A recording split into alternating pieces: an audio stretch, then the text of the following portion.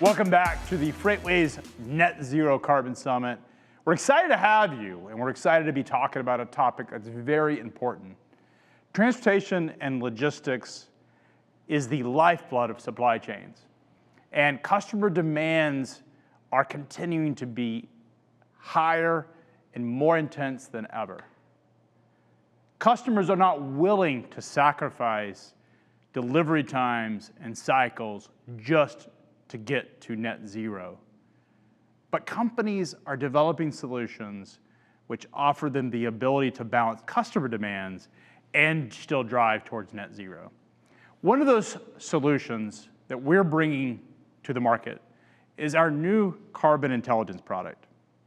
Carbon Intelligence is all about expanding on SONAR's data, platform, and market intelligence to provide supply chain level carbon transparency. And through this, we will provide benchmarking, analytics, monitoring, and forecasting of global supply chains. And what's great about this is we can get down to the transaction level and provide shipment level details on the carbon footprint of that particular shipment. Imagine a world where companies have full visibility of Scope 3 emissions. That's exactly where this product is going to enable us to move to.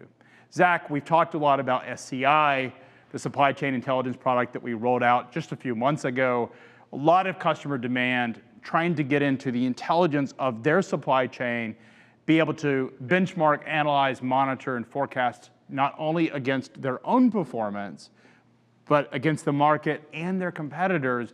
This is just an expansion of SCI. Can you talk a little bit about what SCI is for those that may not have come across supply chain intelligence? Yeah, absolutely, Craig. So SCI, or Supply Chain Intelligence, we really wanted to allow shippers and participants in the market to be able, basically de-risk their exposure to market fluctuations. So I think we've all seen it in the last year. The pandemic created unprecedented volatility in the freight market.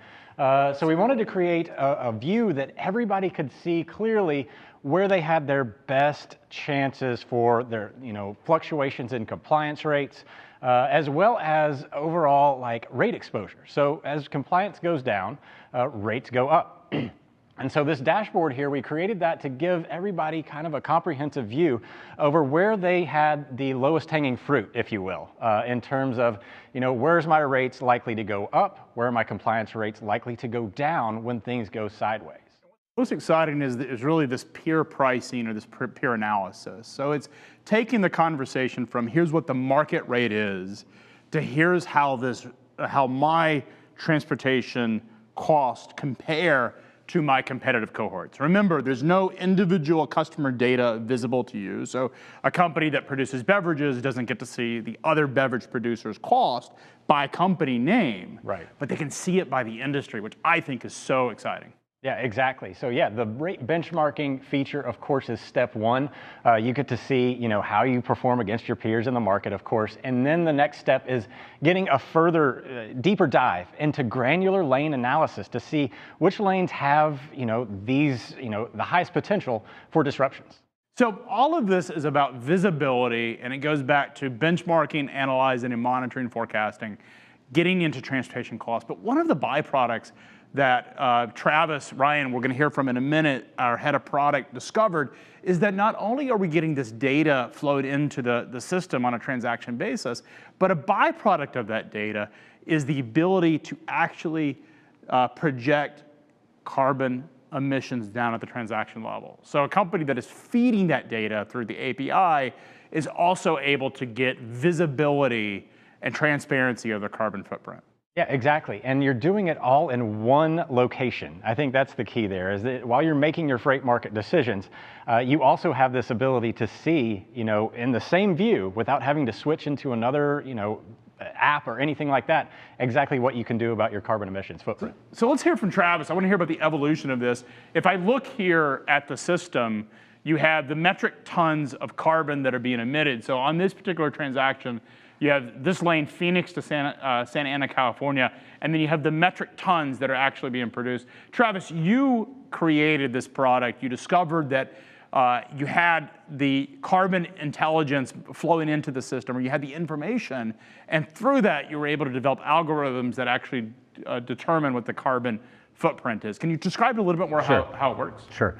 So now that, to your point, we've got shippers integrating us, feeding us data real time, we have the ability to look at the whole transaction set. And so in this lane specifically, we've got a volume from Santa Ana, California. In this transaction, 2,922 shipments. So when the customer over that time period, they sent us that, we were able to look at the mode, we were able to look at the weight of the shipment, the length of the haul, the elevation gain and loss, and get the very precise calculation around what the carbon footprint is for that specific mode over that specific time frame. Obviously, we can look at this at a shipment by shipment level. That's kind of the core component of this. But for the first rollout, Craig, and as we've talked about, this is just the first of the carbon initiative for FreightWaves. We'll be continuing over the summer and the fall with every month continuing a deeper and more precise, not only calculation, but visibility, and we'll talk about that in a minute. But for right now, for the lane level, it's really for, the majority of, as you know, the spend in America is all on dry van, refrigerated truckloads moving across the lower 48 states, and that's what this tool supports. So it gives you an idea of your metric tons, a pretty precise calculation based on the information that we have. One of the things that we're working with our customers today is to give us more precise information. If they're running natural gas trucks or if they're doing any type of alternative energy, we want to be able to bring that data in. That's obviously all part of our customer integration process. But for today, we're giving a call to footprint or a stamp at a lane level. In the coming releases, we'll be able to look at it in the next release at the network level. So each DC will have a carbon footprint. An inbound location can have a carbon footprint.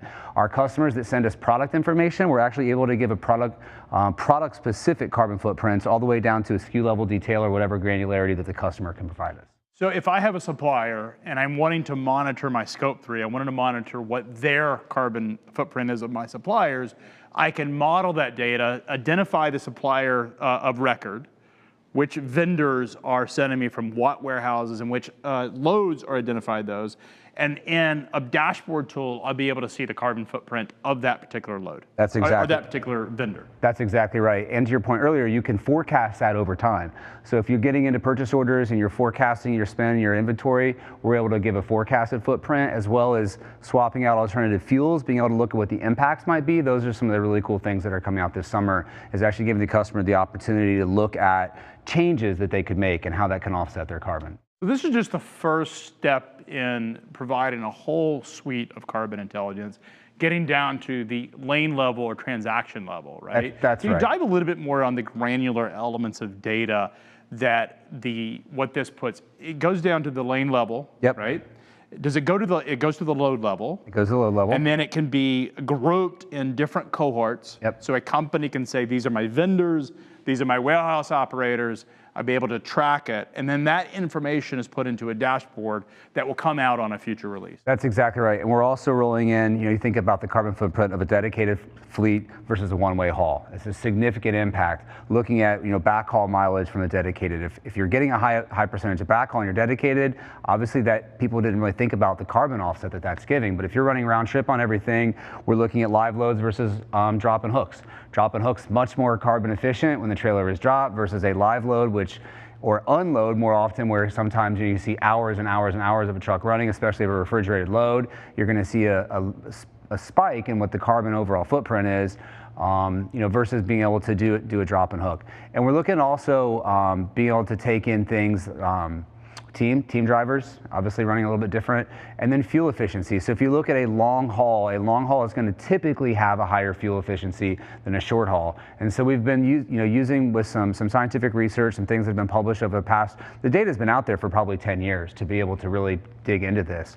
But we're now applying that to the customer specific information that we have, what we have from our clients, and like you said, starting it at a shipment level or a load level, working it up to a network level, and then probably the most exciting thing that we're working on right now is the carbon dashboard.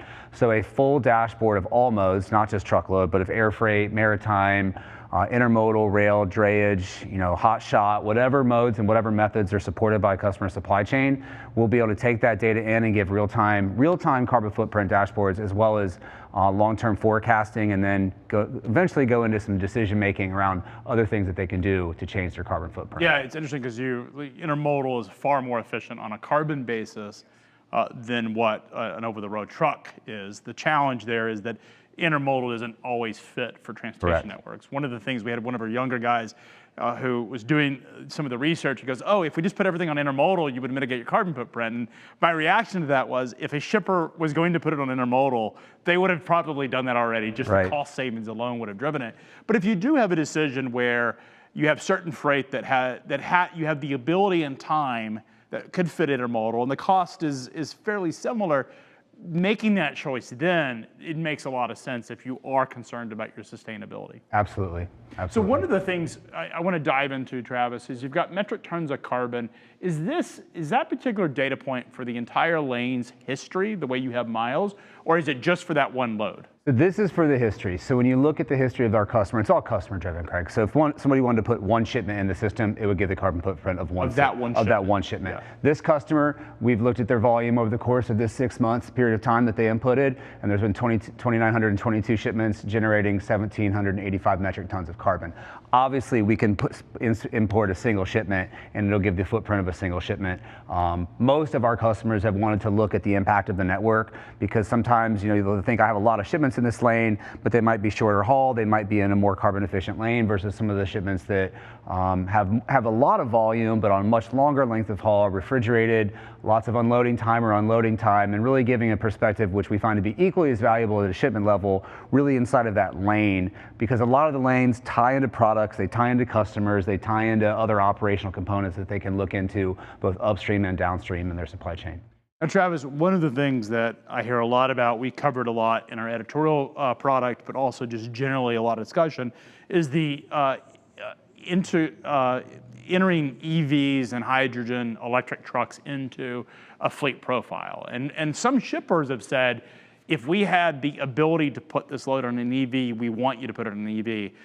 That creates a level of instability in a supply chain, or a lack of flexibility, because if I'm putting an EV, there are very tight restrictions of what loads are ideal for that. But there are other ways that a transportation provider, or shipper for that matter, can balance to mitigate their carbon footprint, things through offsets. Yep. Do you envision a world where we will have the ability to offer those types of offerings to people? Absolutely. This is the beginning to that world. Without having this foundation to be able to build the what is today and what could be in the future, it'd be hard for us to be able to build out that offset program. But FreightWaves, with its rich data set access, which its unique play in the marketplace, this is really gearing us up to be able to offer carbon credits and be able to work with our customers, not just around the things that Zach talked about with pricing and scoring stability, but beyond that, as we move into this world of being net zero, or at least attempt at moving that, that's the value that we really want to create in this product. So today it's around analytics, it's around benchmarking, tomorrow it's around much more. So Travis, we're two of the more unique people to be involved in this net zero topic and conversation today. You moved off the grid. That's right. You sold your last business to TMW or Trimble, and when you did, you bought a farm in Hawaii that wasn't connected to the grid. So you had no choice but to implement solar at your farm. That's right. It wasn't connected to anything. And I feel fortunate to be one of the, I think, 185,000 Americans that can say they truly live off the grid, and I truly live off the grid. We get 100% of our power comes from two unique solar systems that are running in parallel. We get all of our water through catchment.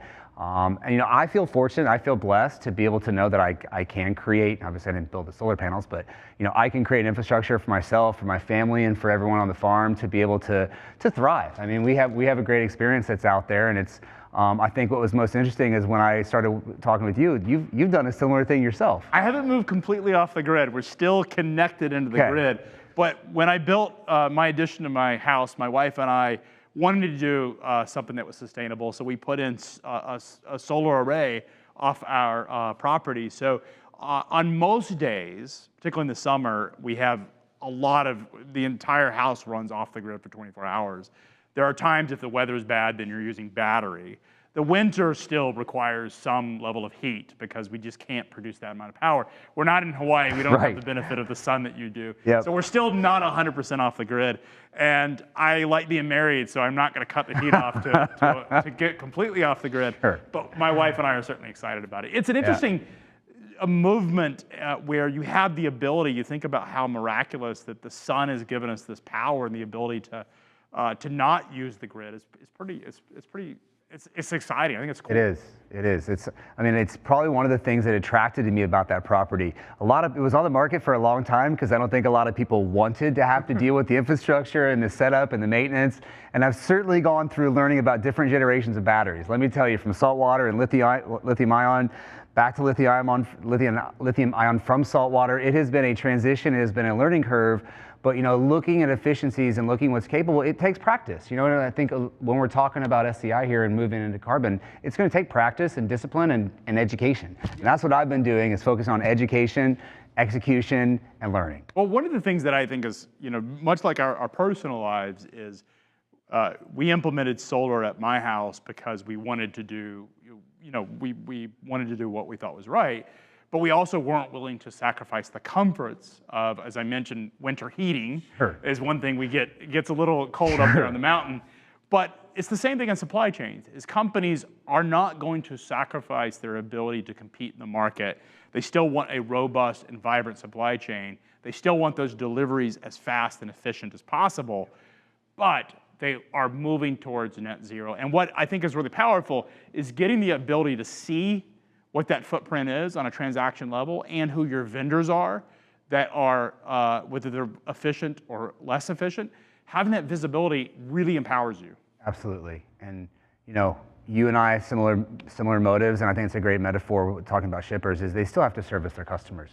They still have to execute. I mean, these are large customers that we work with. There's large customers that are out there in the space that are serving so many different types of needs, whether it's retail, wholesale, food, so much in food and beverage. And people need their food. They need it to be cold. They need it to be fresh. They need it to be how they need it to be when they get it. But I think there needs to be an educational curve. And so for us, not just to provide value and metrics, but also being able to help inform with kind of what if scenarios and what customers can do down the future. I mean, I'm excited about you, but I'm excited to be here in 2021 where this is now becoming something that is shifting towards kind of like white papers to a dream to now becoming a reality. It's cool because it's a part of the technology. It will make a difference, and there is ways to make it actionable. One of the things when I implemented my solar panels is I went through the entire house and put sensors on every single appliance. Yep. And I found out that certain appliances, it was cheaper for me to replace the appliance, and in a year it paid for itself. I did that to my water heaters, I replaced my HVAC units, but there are things, because I had visibility, I could do it, and it's very similar here, is if you have visibility, you can easily affect the outcome. And it's not just distance, and it's not just weight. Correct. It has a lot to do, you mentioned, with elevations, which is factored into the data. It's looking at elevations, it's looking at temperature. Other factors are part of these formulas, are they not? Yeah, just like waiting. I mean, there's a cost to waiting. There's a huge cost to waiting. There's a huge cost to missing a delivery appointment, especially if you're running a frozen load, right? There are so many, you think about exception management, just being around like penalizing a carrier or getting my money back or like penalizing my receiver and my shipper. There's a larger penalty that happens with exceptions. And so you can reduce your carbon footprint just by running a more optimal supply chain without even changing fuel or changing any parameters that you have. And yeah, there's also different ways that in the future, if you've got the option to buy product from 2 or 3 different places, I don't know how many people have ever actually looked at the carbon impact from option 1, option 2, or option 3, being able to source from someplace in Denver, if you're down in the plains versus, somewhere else in South Florida, maybe the freight's cheaper, but there might be a very close line. And if you can actually look at a carbon offset that you've done by reducing your carbon spend, there's lots of ways to look at exploring how to attack the carbon. And what's great about this is as companies invest in carbon efficiency, oftentimes those create efficiencies that have direct economic impact. So it's not just about being sustainable, but it's eliminating driver dwell. You mentioned dwell being a big cost in carbon. It's also a big cost to the human capital, the driver's time, and the money they sit sitting and idling.